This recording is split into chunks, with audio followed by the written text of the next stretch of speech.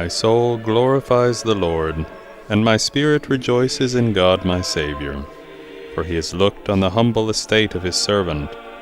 For behold, from now on all generations will call me blessed. For he who is mighty has done great things for me, and holy is his name. And his mercy is for those who fear him from generation to generation. He has shown strength with his arm. He has scattered the proud in the thoughts of their hearts. He has brought down the mighty from their thrones, and exalted those of humble estate. He has filled the hungry with good things, and the rich he has sent away empty. He has helped his servant Israel in remembrance of his mercy, as he spoke to our fathers, to Abraham and his offspring forever.